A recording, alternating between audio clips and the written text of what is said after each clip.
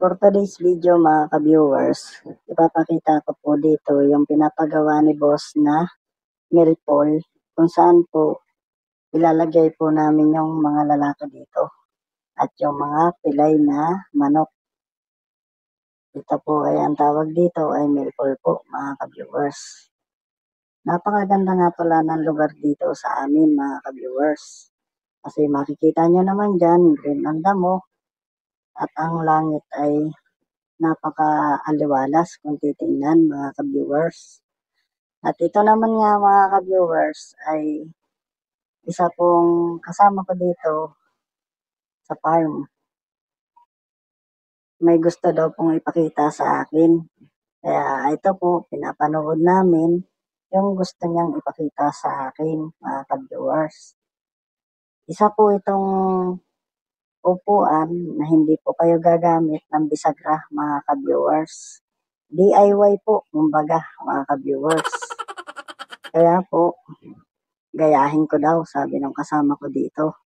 Sabi ko, hayaan mo at pag ako ay may time, ay gagawin ko rin yan.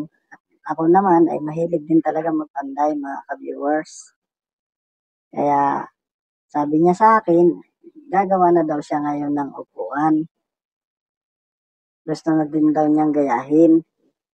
Kaya kung mapapansinin niyo dyan sa video na yan, mga ka-viewers, ay gumagawa siya at naglalaghari siya dyan ng kahoy at gagawin na daw niya. Yun nga pala mga ka-viewers, hindi lang ako ang tao dito. Ito rin po yung mga kasama ko dito sa farm.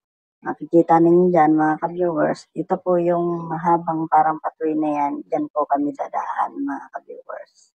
Ito nga pala yung loob mga ka-viewers ng milpol. Makikita ninyo dyan na andyan ho ang mga feeders at hindi pa po masyadong malinis dahil nga po ginagawa pa po ito. Inaapura nga pala itong gawin mga ka-viewers at kailangan na rin pong lagyan ng mga lalaki. Lilipatan po namin ng lalaki yan. At ito naman nga pala mga ka-viewers, yung tangke mga ka-viewers. Diyan po ilalagay, diyan po ipipisto yung tangke.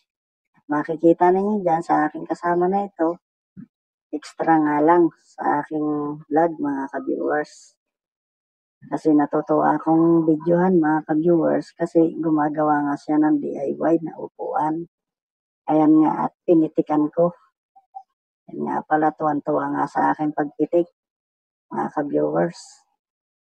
At ito naman yung kasama ko mga ka-viewers nagpuputo.